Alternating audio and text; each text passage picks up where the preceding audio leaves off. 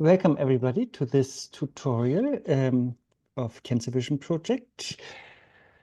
After like maybe 1 week ago, one of our editors, Amelia Hall, was giving a session on a text on Vasudhārā.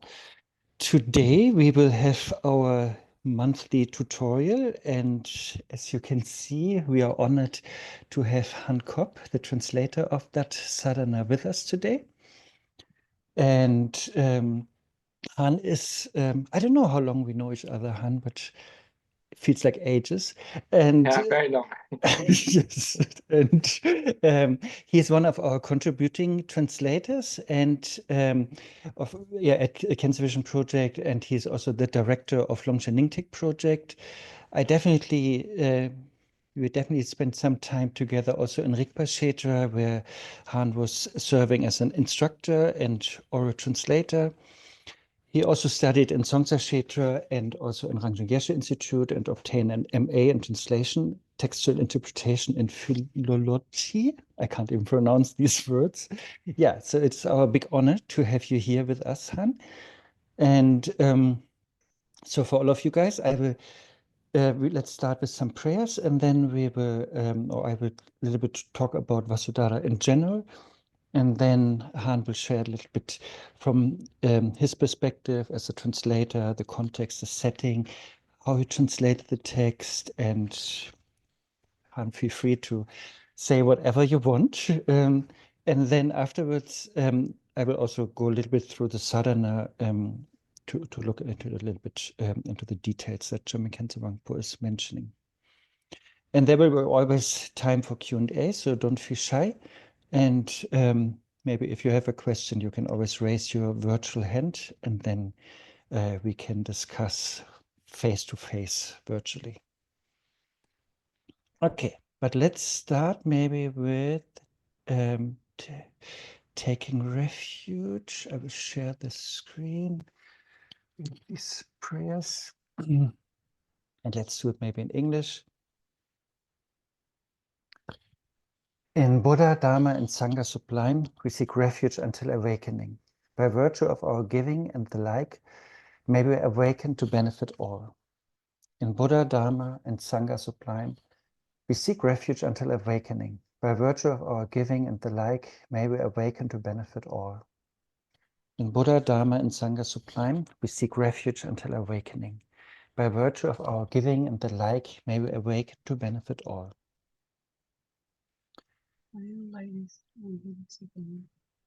The blessing of Manjushri appearing is the emanation of Vimalamitra, the 13th rebirth of Gyaltse Lache, Pema Do Ngaklingpa, holder of the 7 special transmissions, German Cancer Wangpo, to you we pray.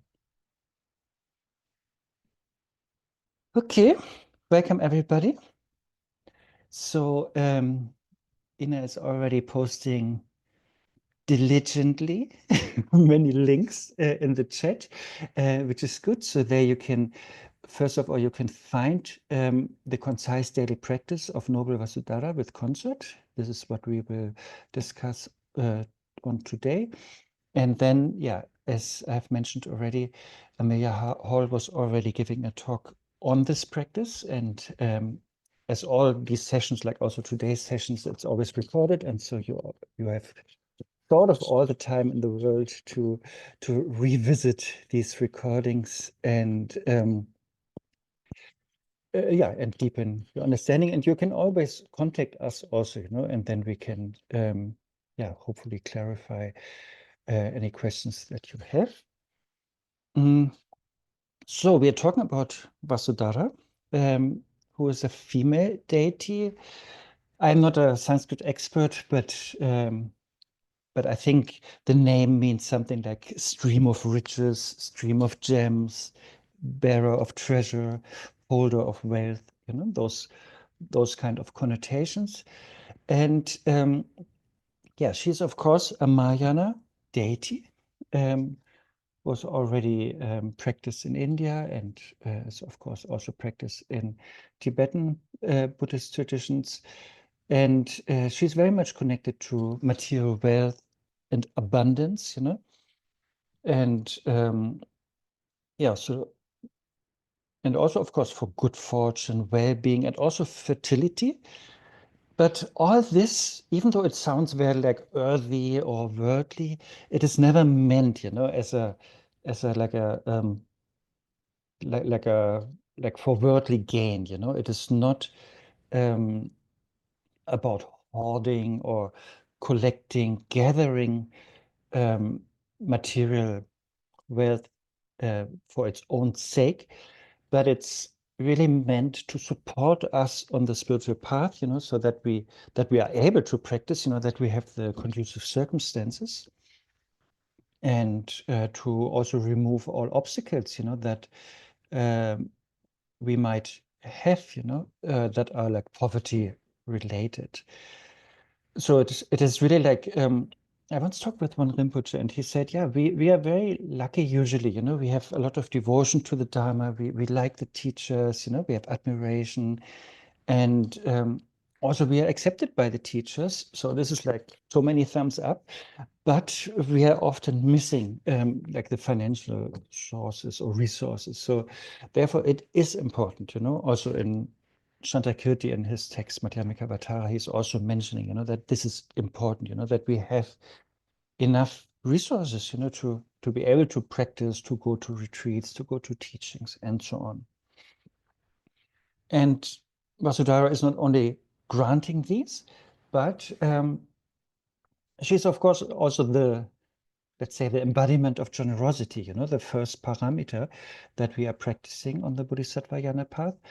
And of course, she's asking us to do the same, So it is also not that the wealth or the prosperity or the good fortune or the richness and harvest or whatever, that this is like ending up with us only, but we are inspired, hopefully, to then also share that with others.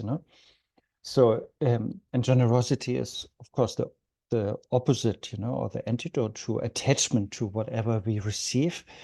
It is the opposite of any poverty mentality we might have. And so, yeah, she is basically asking us to do the same, like her, then whatever she's granting, that we use it, in a generous way, to benefit others. And there are many stories, in Indian traditions also, and Nepali traditions, where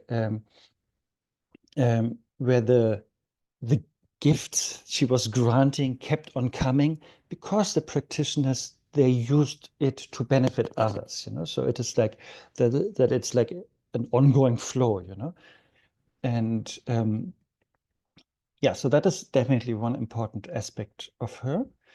Jigme is also categorizing her as one of the 11 taras, right? Um, and not one of the 11 taras, as the 11th tara out of the 21 taras. And she is also considered to be an emanation of Buddha Ratnasambhava, and sometimes also in her crown ornament, there might be Ratnasambhava depicted, who is also yeah, among the 5 Buddhas, more connected to generosity, prosperity, and so on. And I don't want to repeat all what Amelia said, but one important thing has to be repeated, that of course she's female, and she is in union with her male consort. And on the conventional level, that is amazing. That is necessary, unfortunately. And unfortunately, because there are so many male deities. So therefore, it is amazing that German Khyentse Wangpo has that open-mindedness, um, to reveal or come up with also female deities as the central deity. That is very, very important, on the conventional level, to bring a little bit a balance, to that situation, and yeah, it's hopefully also inspiring to yeah, female practitioners, and it could also maybe imply, that here the wisdom aspect is emphasized, the female always standing for the wisdom, and from that wisdom, then the skillful means, the method or compassion is radiating, you know, from there the consort is coming. So, and it's, yeah, it's really, yeah, it is really important, you know, to have also female deities that have a male consort. But then on the other hand, of course, on the absolute level, and when we look at the sādhanā later, you know, then whenever we do the visualization, first we dissolve everything into emptiness, you know, like also our own gender, you know, our identifications, our preferences, you know, and then from there, yeah, the deity arises, you know, and we leave everything behind, you know, what our preferences and references, and so on the from there, you know, from this open space of emptiness, then the deity arises, and and as Kanto Rinpoche once said, you know, these female deities, they don't even know if they're female or male, you know, because it's not in their reference points, you know, and also like the deities are like in union, you know, and so if they're like that, you know, they're of course in union, meaning inseparable. And then if you look from this side, then maybe this one looks like the main deity and this one like the consort. But yeah, if you look at from the other side, then it's the other way around. So on that deeper level, there has never been a hierarchy, a gender, what is it, dominance and things like that. But we can discuss on that. And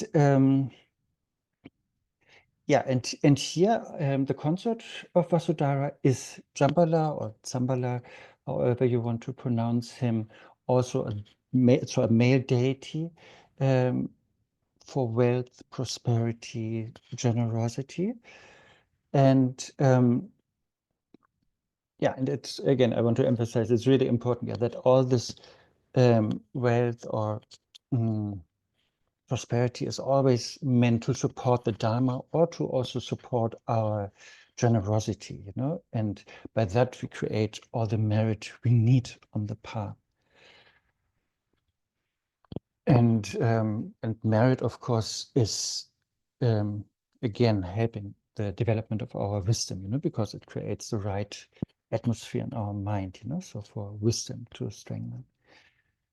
And yeah, historically, Vasudhārā, yeah, is of Indian origin, and only like in the 9th century, she was more and more, yeah, developing like in an independent deity and independent practice.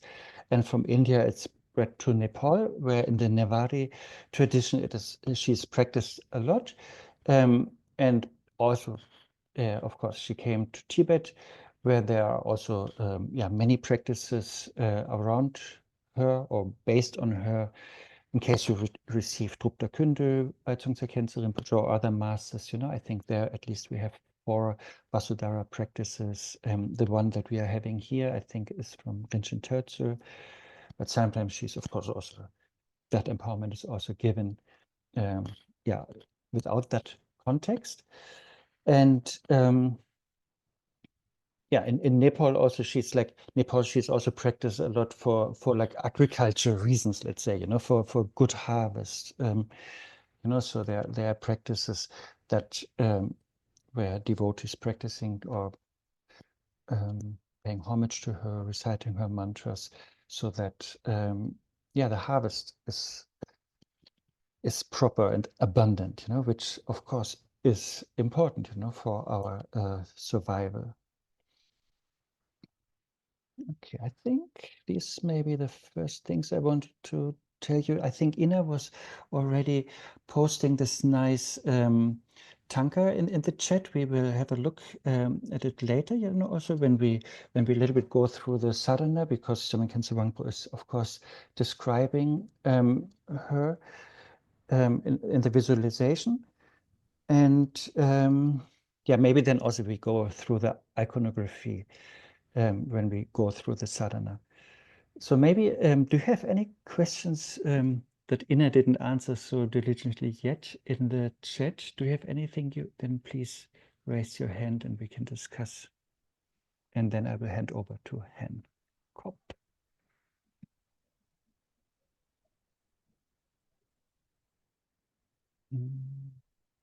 Good. So Joseph is writing, but please raise your hand. That would be nicer to talk, but I can read that question.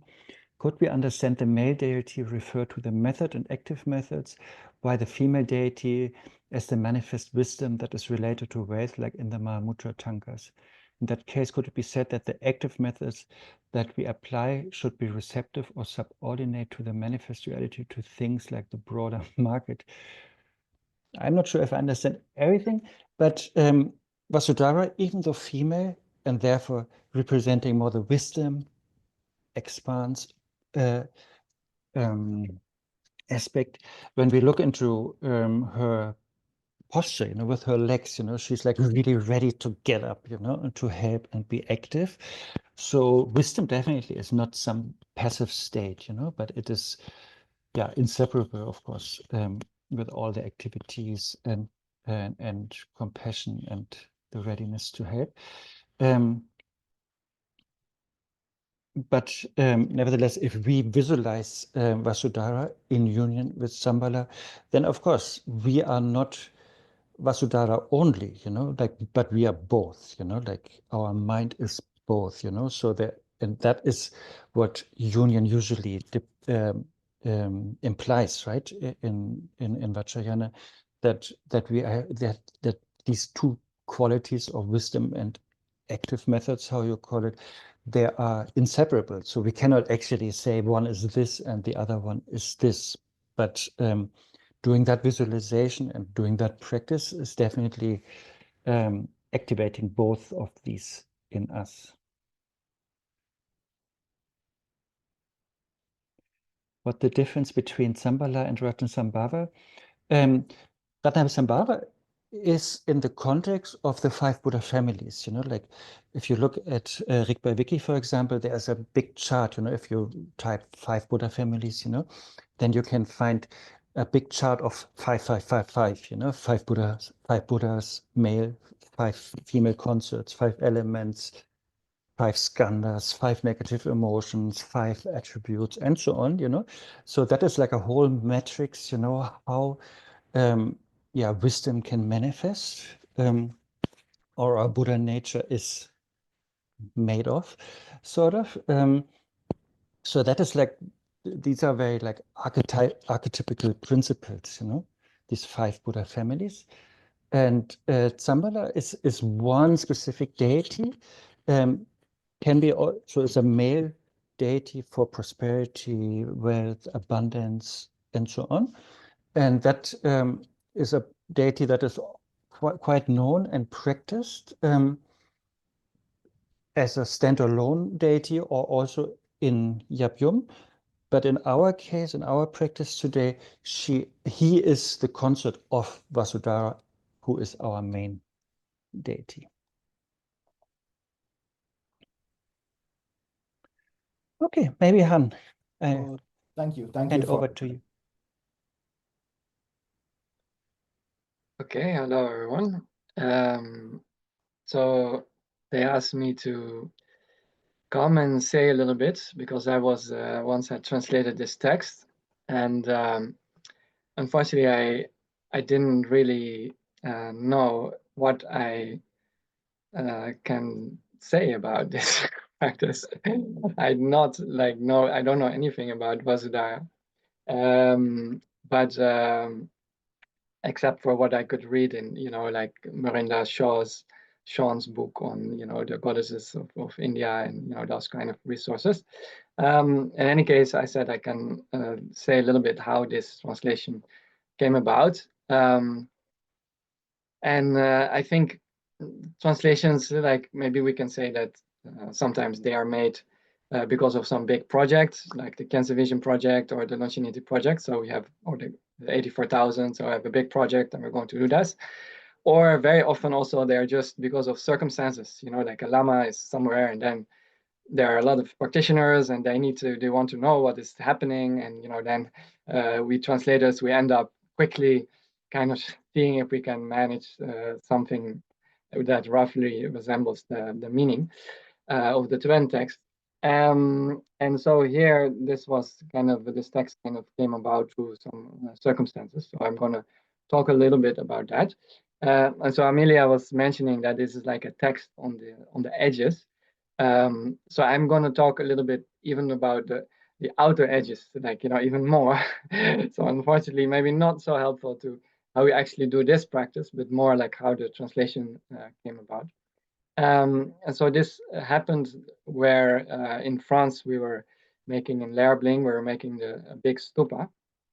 And for that, there was a Tukurezen Pema Rinpoche was in charge of that, and he's been coming to Lerab Ling and many others centers in Germany and all over the world. He has been making stupas for almost all his life. So Tukurezen Pema, just to say a little bit also about him, is a Lama from Kam and Koje or something, I don't know the place where he's from.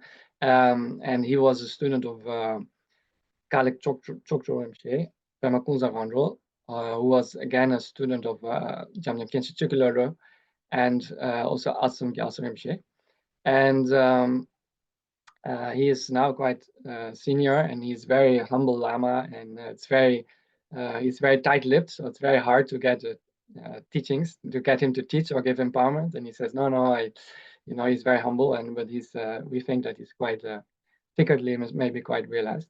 In any case, when he was first in Tibet, and when he came to India, then when he came to India and Nepal, then he became a student of Dilga Khyentse Rinpoche, and who instructed him to make stupas and become a specialist in that. So that's what he has been doing ever since.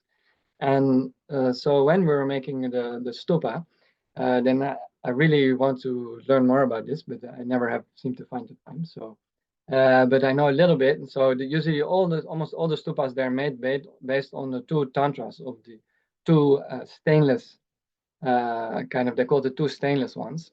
So it's the Jime Öza and Tsukto Jime. So these two Tibetan texts were actually really taught by Buddha Shakyamuni, and they were brought to Tibet by Shantarak Shita.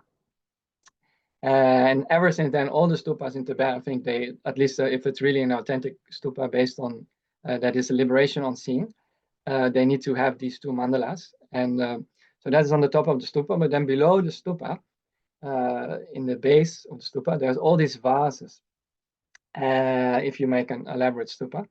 And so there was like wealth vases and treasure vases, and a vase of the 5 elements, and vase of auspiciousness. And so there's a lot of vases in there, vases. And when this stupa is made, it's a very elaborate process of like each vase is going to be blessed through a certain sādhanā. And what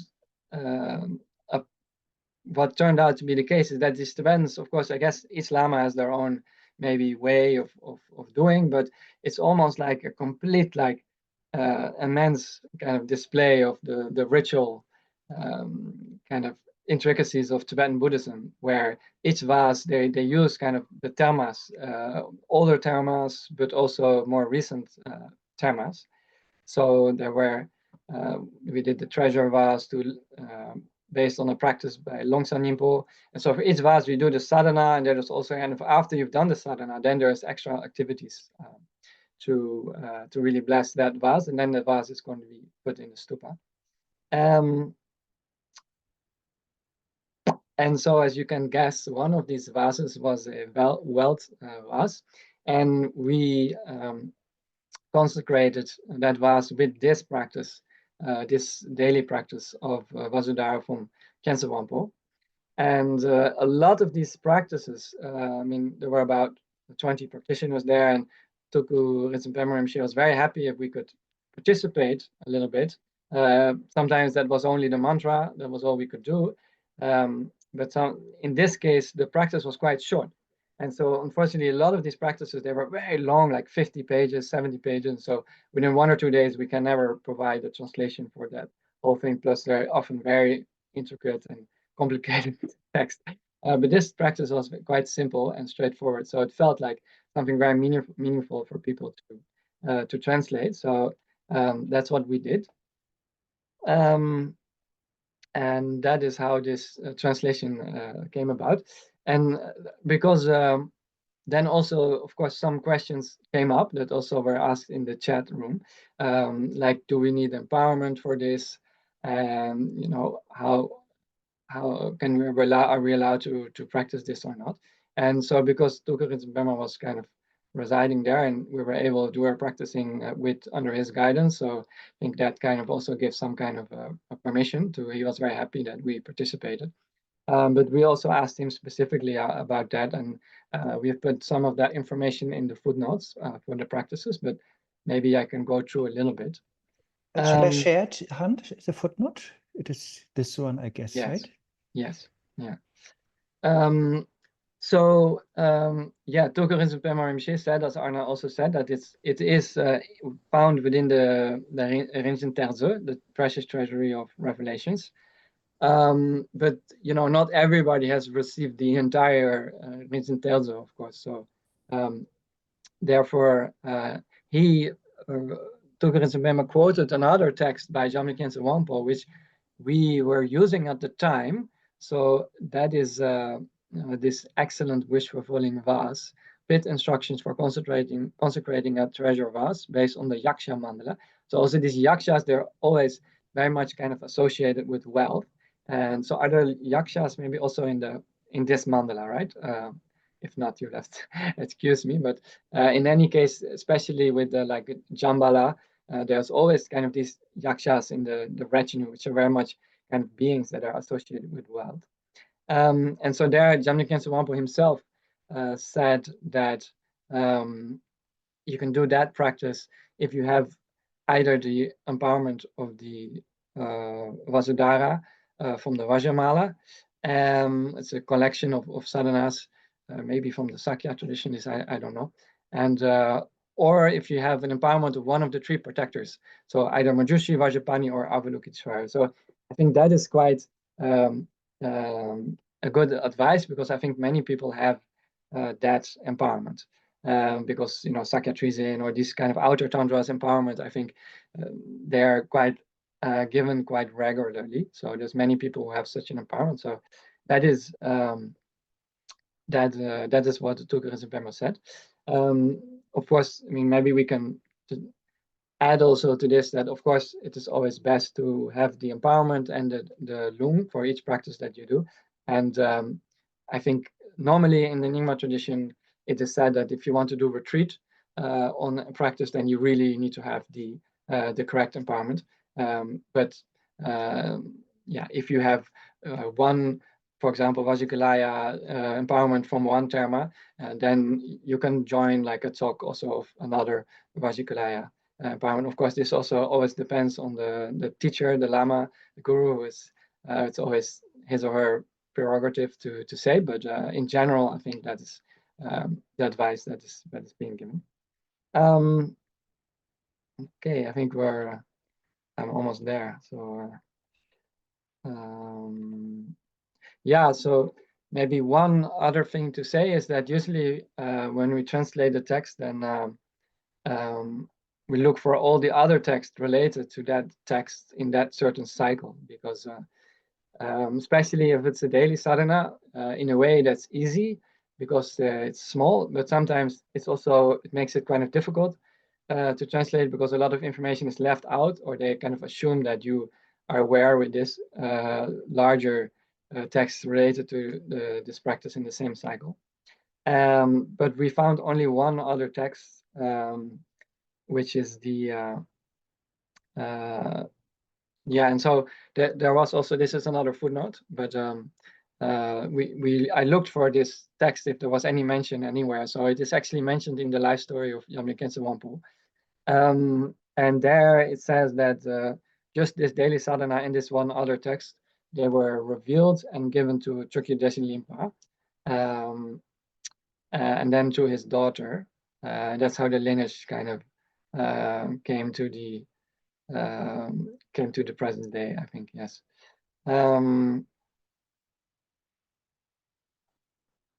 yeah, so there's one other text that I briefly looked at. It's kind of contains the sādhanā and the empowerment, and some extra instructions on a vase, I think, on how to prepare a treasure vase, and that's about it. So yeah, so I think I've run out of things to say.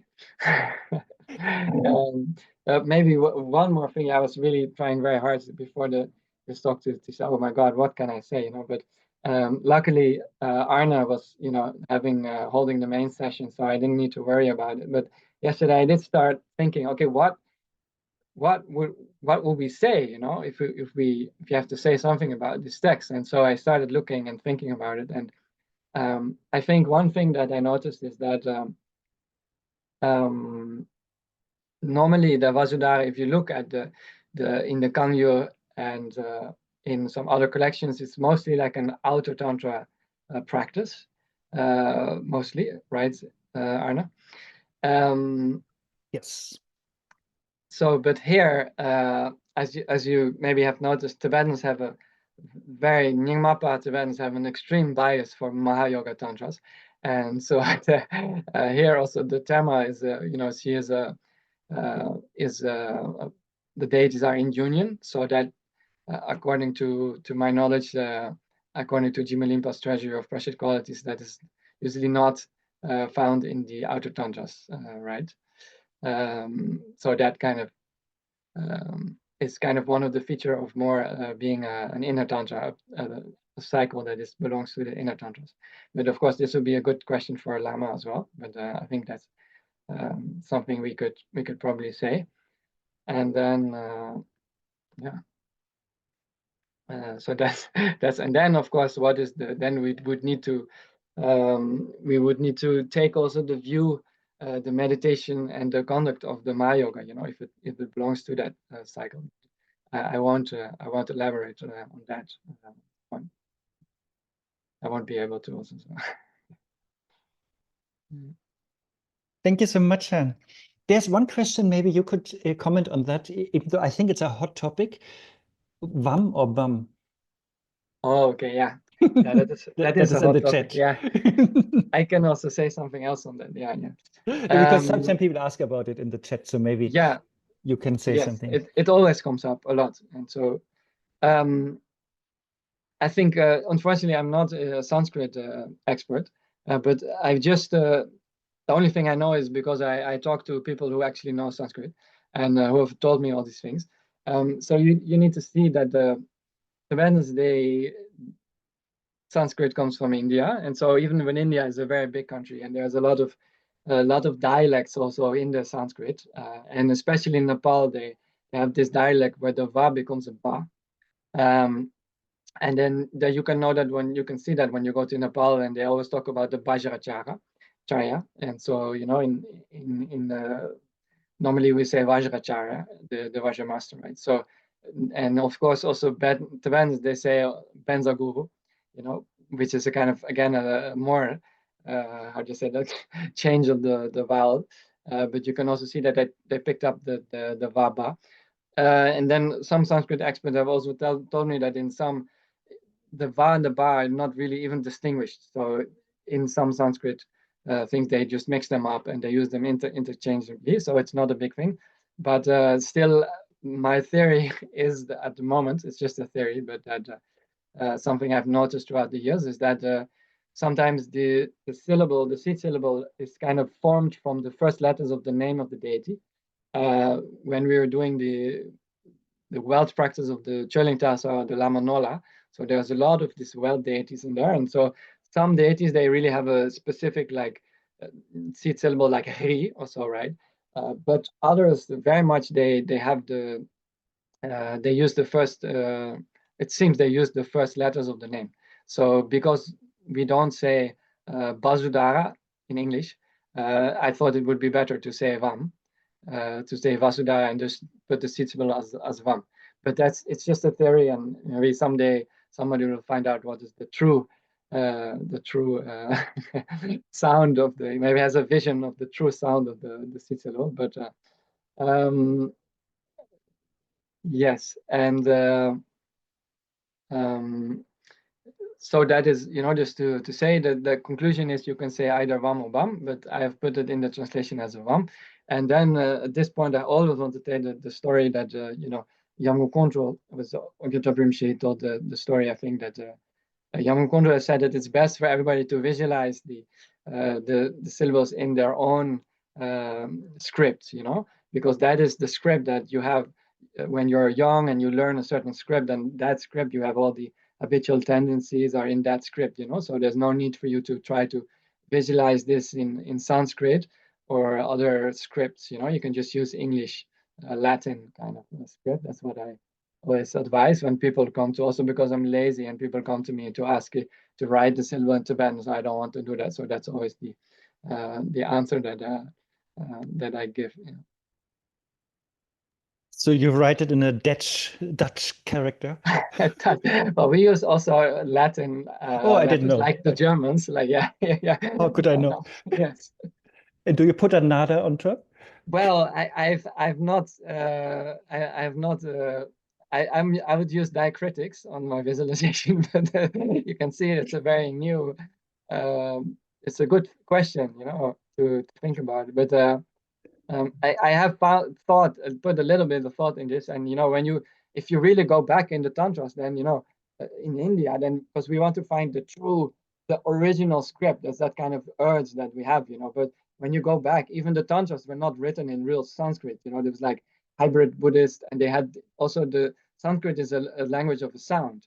So there were many scripts, and the script that you see today, Devanagari, I don't think this was used at the time. It had very Brahmic scripts and all kinds of different scripts. So I think Genton Chupal also kind of talks about that in one of his books.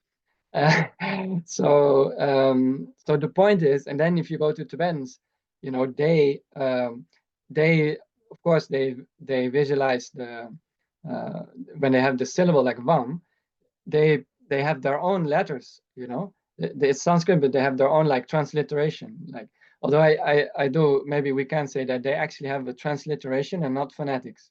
So in a way, the Tibetans, they really try to preserve the Sanskrit as much as possible.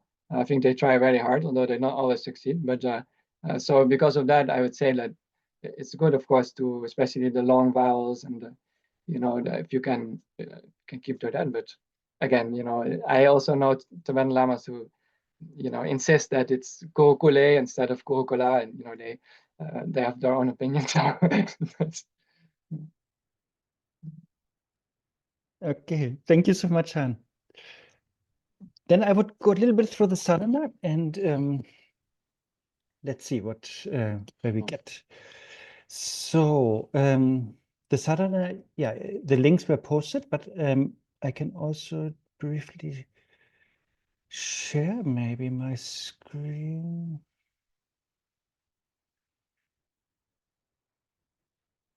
So this is our beautiful website, part of it. And this is the sādhanā we are looking at, a concise daily practice of Noble Vasudhārā with Consort.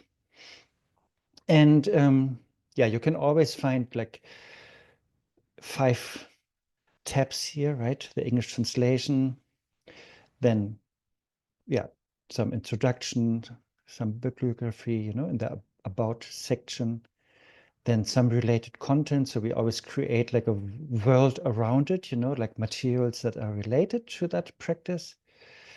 Glossary and the Tibetan text. We are looking into the English text, of course. And so let's just go through it briefly.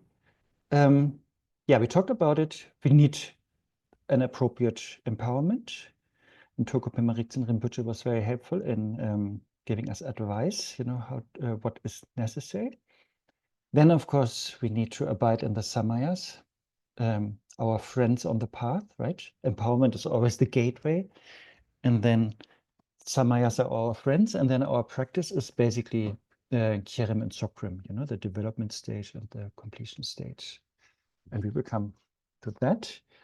And then what we need is the heart of bodhicitta, inspired by altruism and great compassion. So as I said earlier, it's not about getting rich, but it's really that we have the conducive circumstances, on a relative level to practice, and then also to do our own practice, but then also to practice generosity, you know. So both our own practice and generosity practice has as its core bodhicitta, you know, great compassion, altruism, and so on. Then the practice starts with the preparation, or how Longchenpa puts it, you know, good in the beginning. So we always, you know, whatever we do, it should be good in the beginning, meaning bodhicitta, should be good in the middle, let's say, as non-dual as possible. And then again, good in the end, you know, we also dedicate with bodhicitta. And here our practice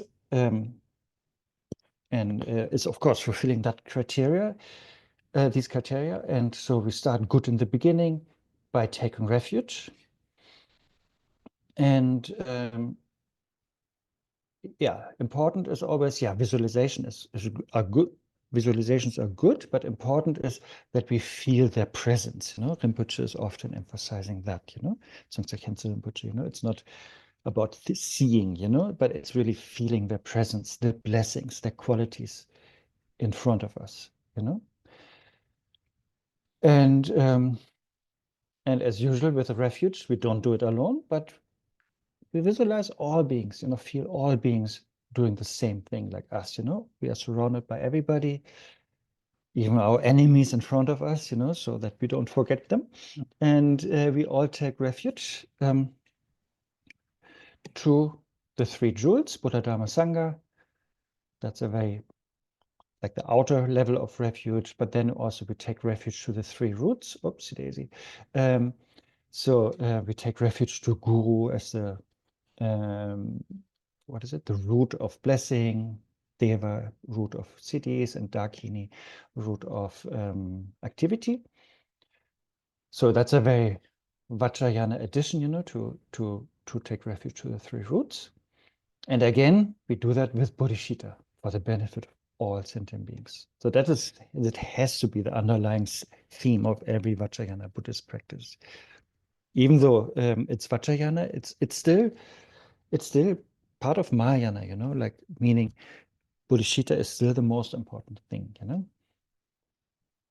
And that is then also expressed here in training the mind in the four immeasurables. So we develop love, we would develop love, compassion, joy, and equanimity.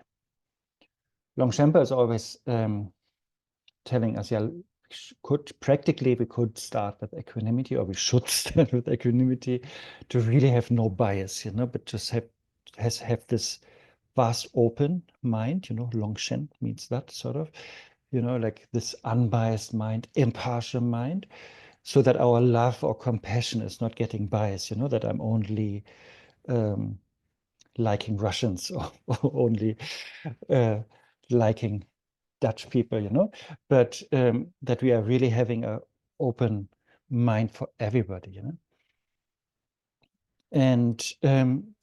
And then with that open mind, let's say more absolute bodhicitta, more wisdom, more the female, you know, then we develop the relative aspect. And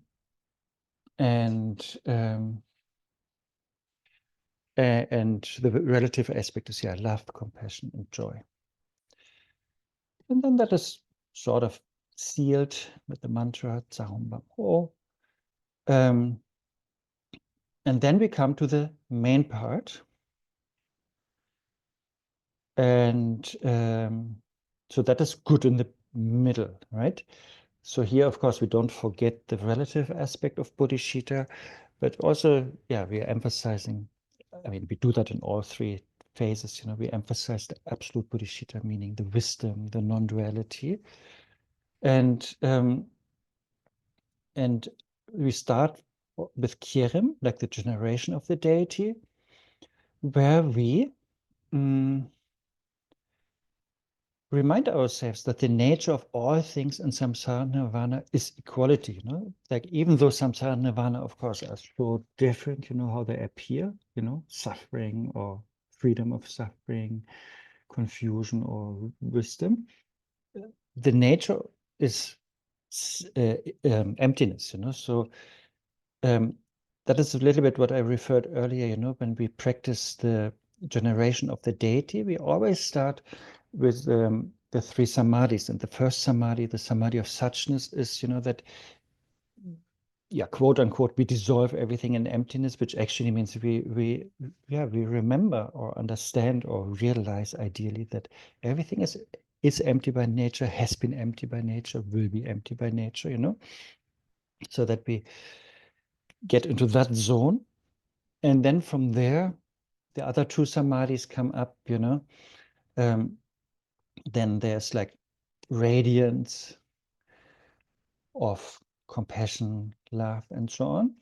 And then also there's the seed syllable, which is mentioned here, the vam, bam, vam, bam, vam, which basically is our mind stream that then will manifest or transform into the deity, And here already we have the yellow color is mentioned, or golden color. That is also Vasudhāra's color, like referring to the enriching activity, I think Amelia was talking about that last time, we have these 4 activities, like subjugating and so on, and increasing or enriching is one of them, and this is her expertise, let's say. It's golden, it's radiating, and then it transforms into, where are we? Here. This vam syllable transforms into the noble goddess Vasudhārā. And then here's a description how she looks like. Yeah, she is golden in color. That could already represent this increasing, enriching, abundant activity or quality that she has. There are also some other practices where she has a different color. And it's also, it has a very earthy color, there's also the fertility aspect, And she's golden in color with 1 face and 2 hands. This is what we do in this practice. But there are also other practices, where she has 3 heads, even red ones, to more like, to perform other activities. And sometimes she has 6 hands or arms. So then, of course, there are many, many implements that always symbolize something like, enriching, bringing fruit, fertility, and so on. Here, the one that Ina posted, she has like 2 eyes. Sometimes also she has 3 eyes. And her right hand is in the mudra of supreme generosity, like on her knee, the palm is up, ready to give, ready to let go, ready to grant. And then, there are these different implements or attributes, the fruit that fulfill all wishes, and grain, that is also, of course, showing abundance, nourishment, fertility, agricultural prosperity. And she's granting whatever is desirable, whatever beings want and need, of course, it's always these 2. And she is, wearing like silken garments, has jewel ornaments. That's written here. Smiling, not just peaceful, not wrathful. And her feet are in the female bodhisattva's cross-legged posture. And sometimes really like the 1 feet is like more extended, to ready to help, ready to get up. And her own radiance. So again, from wisdom, from this vastness, openness, then something relative appears, you know, in this case, Jambala, her male consort. So we're coming from the female to the male, from the wisdom to the method. And that is mentioned here, the embodiment of supreme skillful means. Yeah, and here's also in the same color, one face, two hands. Also, what is it? Peaceful. Right hand is embracing her, and the left hand, the right hand here is also holding. There's also in the glossary, there are some explanations about the fruits. Also a fruit of abundance, fertility, all these symbolism. And then his left hand holds a mongoose, you know. That is, that is from Indian mythology, right? This mongoose usually is like vomiting or spitting gems, you know, so precious stones and so on. And that is I think, what is it's, I think, Kubera, right? In Indian mythology, the mongoose is the companion of Kubera, who is the god of wealth in Indian mythology. And also a mongoose is almost like a Garuda, you know, it's like victorious over snakes, you know, who guard or protect the treasures. So basically, the mongoose can overpower the bodyguards of the treasures, you know, and therefore can grant the treasures, you know. And maybe these snakes are nagas, I guess. Anyway, I mean, both the mongoose or Zambala himself, they are source of everlasting wealth. And Zambala is adorned with utpala flowers, silken garments, and jewels as well. And so they are in union. And you know, like me as a samsaric being, I have body, speech, and mind, the three doors, but they are having like the three vajras, you know, and that is explained here, you know. So they are not having, they don't have an ordinary body, you know, like mine, you know, that is constantly fragile and tense and annoyed and obscured. And they also don't have a ordinary speech like myself that is always, how's Chickending putting it? Contradictory. And also they don't have an ordinary mind like myself, like that is always confusing and confused, but they have the three vajras, you know, they have enlightened body, enlightened speech, and enlightened mind. So, and if you want, you visit Lama Tsering's, you know, we have a teaching with her a few months ago, and she was talking about this enlightened body, enlightened speech, enlightened mind. It basically means like the body is free from all obscurations and full of all qualities, the speech and the mind as well, you know. So they're really enlightened beings, you know, and not ordinary beings. The spontaneous presence of the enlightened body, speech, and mind. And then, sealed with the mudras of the five Buddha families. We briefly talked about the Buddha families, and there's also in the glossary, there's a mention, you know, of each of the five Buddhas and what mudra they perform, you know, like teaching mudra, earth-touching mudra, generosity mudra, and so on. Okay, meditation mudra and fearless mudra, I think, to be complete. And okay, and then basically we pay a little bit homage to Vasudhārā, but here basically we remind her of her pledge. You know, that is often what we do. You know, here we do that. You know, we remind. I mean, not that the deities have Alzheimer's or something. You know, but it's our practice. You know, to ask them, to request them to perform the activities they are. Why the activities that they are here for? You know. You know, we remind them and request them and show our devotion, and we invoke them, you know, the deities. So that is classically done, and that is done here as well. And then here comes then the first longer mantra, and here Vasudhārā, as Hans said, like since her name is starting with a V, maybe the seed syllable should be also with a V. And then Jambala as her consort, then in the second position, sort of, in the mantra. And then also we offer and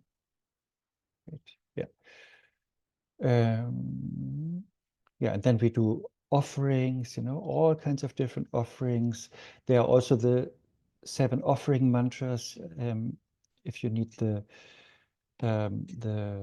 mudras, you can find them on YouTube easily. They are from different traditions. They are always a little bit different. We have Agyam, Patyam, Pöpel, Düpe, and so on. All these different 7 outer offerings that we then perform. Then, after this is done, then the actual homage is recited to Vasudhārā, praising her. And then we come to, one big part of every sadhana practice, that we then come to the mantra recitation, where we visualize the seed syllable, of course, again, the vam, but also, visualize, Khenzo Rinpoche is also saying, it's also about hearing the sound also, it's not like, it's an audible experience too. And then from there, light radiates, that's always happening, like there's like twofold radiance of light, like to the enlightened beings, the Buddhas and their heirs, that's a nice translation, because kids sounds so strange, but to the bodhisattvas, who keep the legacy.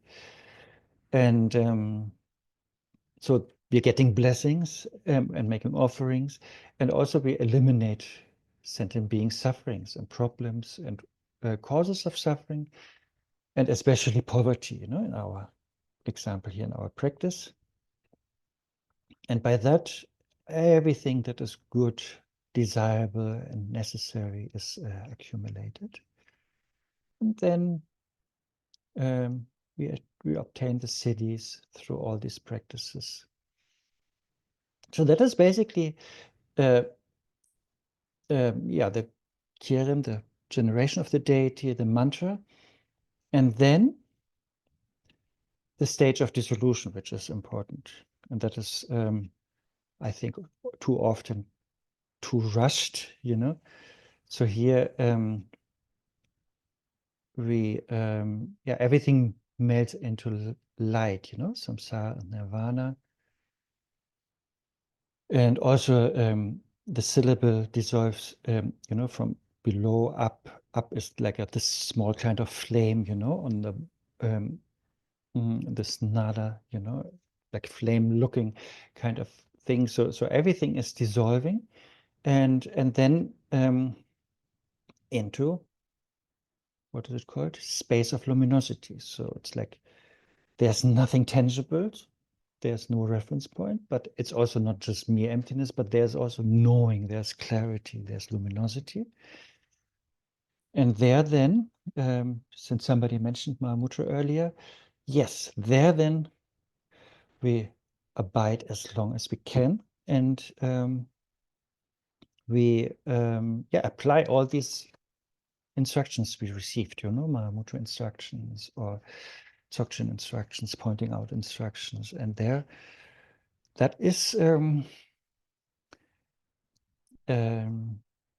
of the really main parts of the practice always, so that the whole, like Rinpoche is saying, that the whole deity practice is not becoming theistic, and that we are not only doing in the practice, but that we are also being, like that we are really abiding in the true nature of things, of mind and everything. So that is always a little bit short in the sadhana, but profound in meaning, let's say. And then at some point, too many thoughts are coming, we're getting entangled in our stories, and then out of this openness, spaciousness, referencelessness, then again we arise in the form of the deity. So, whenever, like when mental activities start to come too much, overwhelm us, seduce us, then instead of just going into that or like normal thinking, then we do like divine thinking, sort of like meaning then whatever appears, we then manifest again as the deity or as the mantra or as wisdom. So basically, here, all phenomena of appearance, sound, and thought. So whatever we perceive, what we usually perceive as appearance, sound, thought, we then perceive as the display of the three secrets of the noble lady Vasudhārā, meaning whatever form we perceive as the form of the form of Vasudhārā. Whatever sound we hear, we perceive as mantra of Vasudhārā, and whatever thought we experience, we perceive as wisdom of Vasudhārā.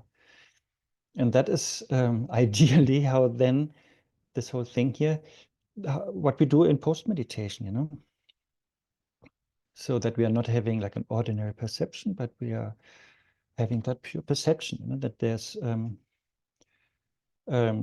everything is the deity, form-wise, sound-wise, mind-wise.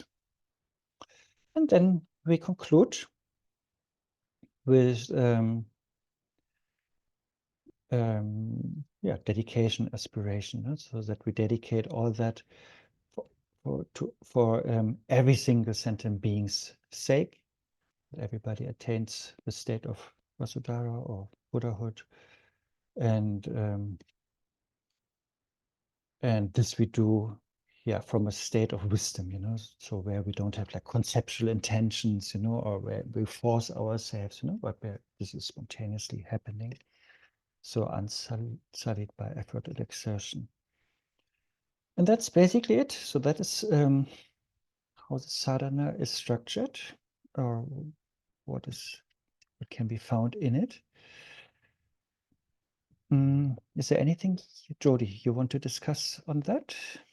I kind of missed, in order to do this practice, there are certain empowerments that we've already had that we can do. Is that correct? Yes. Okay, and could you say what they are again? Yes, I show you the footnote. Here, this is Hans' footnote number 3. If you download the PDF, then you can find it in footnote 3. So, and this is based on Jamgon Khyentse Wangpo's another text, and he's saying either these things, one of these things you should have, Vasudhārā from the Vajramala collection, or, and as Hans said, I guess everybody has received Manjushri, Vajrapani, or Avalokiteshvara empowerment. Or also another option here, a specific Manjushri empowerment. So if you have either of those, then according to Tulku Pema Rinpoche, based on Jamgon Khyentse Wangpo's statement, you can practice this. Oh, okay, and could you say again what the nada is? The life force syllable dissolves into the nada. Yes, that would be like a Tibetan version of the bum. So this is the ba, this square-ish thing, and then this what is it, half moon and circle is like the sound. So we have bum, and then nada is this flame-looking sound up there, Oh, okay. So it's dissolving, Also in Nandro practice or other practices, you have that with the hung, in Vajrasattva, then you dissolve everything outside in the deity, maybe in the seed syllable, and then that dissolves into, I forgot what term we used here in the text, but let's say open spaciousness or something. Yeah. So if you're visualizing the English version of bomb, you would just do a flame of some sort? This was my joke to or teasing with Han earlier. If we visualize a English letter, do we have a nada or not? Yeah, Han, do you want to say something to that? I guess there are some things that we cannot translate, right? So it's like, but it's maybe missing the point, like this. Sometimes there's words like if it refers to the narrow or like, that's the O in Tibetan, right? The narrow, and then right? So what's the point is just, I think that you dissolve it gradually, right? It's not the point to get stuck on the Tibetan descriptions of, or Sanskrit descriptions of parts of the script, that of course it's good to know these things, but I think in the words of my perfect teacher, there's this big hum and everything. You can find the names of each of the part of the hum and other things. Like, yeah. And what is this luminosity? What's that? The space of luminosity. I only hear luminosity. Can you say what is the question? What is the space of luminosity? Oh, that's what I meant earlier. Like, like our mind by nature is not just empty, it's not like a vegetable or table, that is just empty, but there is like a constant knowing, awareness, and like very simplified, this ability to know, that is a luminosity, or where all the Buddha qualities are, Oh, okay. Thank you. Oh, hello. Can I ask a question? Good morning. Good morning. I don't see anyone. Where are you? It's Silvana speaking. Okay. Yeah. So I just wanted to confirm, are we allowed to practice if we have those empowerments? Yes. Okay. Okay. Thank you so much. I'm just trying to have, confirmation, because I don't want to, to do anything that's not allowed to do. Thank you. Yeah. And Han, there's one chat message. The last question from the last one is, are the mantras of the retinue not included on the original text of Jamgon Khyentse Wangpo? I don't know if you could share some insight on that. Yes, I think there's the other mantras are in this elaborate text, which we have not yet translated, and think that'll be a job for the Cancer Vision project. Yeah. Okay. And here's some, yes, sir. Maybe on the empowerment also, I suppose this is a thing that will come up again and again, because the empowerment is quite rare, and of course it's very good. I was just mentioned before to actually ask a Lama to give you this specific empowerment. That would of course be the best. Yes. But I think that we can be very much assured that the treasure revealer himself, Khyentse Wangpo, has said of this other practice that it's very similar practice of Vasudhārā, that it's okay if you have these other empowerments. So I think from that we can also, as Dukha Ritsa Pema explained, we can have confidence that it's also okay to do this practice if you have those empowerments. Yes, thank you. And this here is from Words of My Perfect Teacher, what Han mentioned earlier. Even though this is a hung, there you can see, nada is this little flame, bindu is the circle, the crescent moon, and then here we have another seed syllable, and so if you, and usually it's dissolving from below to up. So Liliana is asking if the Vajrasattva empowerment is not enough. Yeah, I guess not, according to what we found.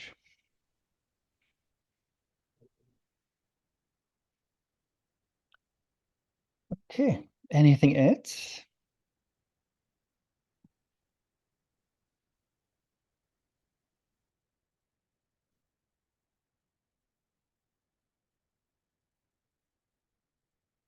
Okay, then let's not torture you longer and maybe dedicate. Liliana is asking, how can I know where and when I could receive the empowerment? Yeah, that's a good question. I mean, we definitely from Cancer Vision Project, and maybe you all can also dedicate some merit and send some aspiration prayers. We will definitely request Songsa Cancer Rinpoche to give it. And if he agrees, that I'm pretty sure will be announced. Yeah. Yeah, I guess that's all I can say at the moment, but I'm sure also Cancer Vision Project will announce it too, you know. Yes, aspirations should be on. Yes, exactly.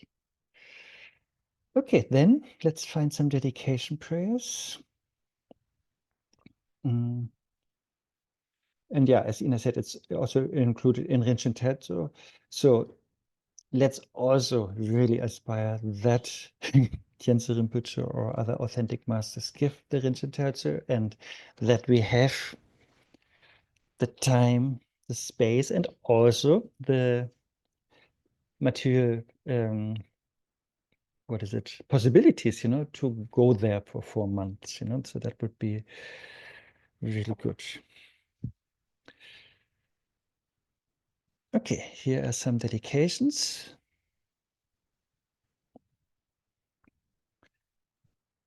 By this merit, may all attain omniscience, may it defeat the enemy of wrongdoing. From the stormy waves of birth, old age, sickness, and death, from the ocean of samsara, may all beings be free. Lord of the ocean of teachings in Tibet without bias, universal monarch of 7 wondrous transmissions, German Khyentse Wangpo, One Yugosha in person, may all be auspicious for your lineage to spread and flourish. As long as space remains, as long as the world remains, may it too remain to elevate the suffering of the world.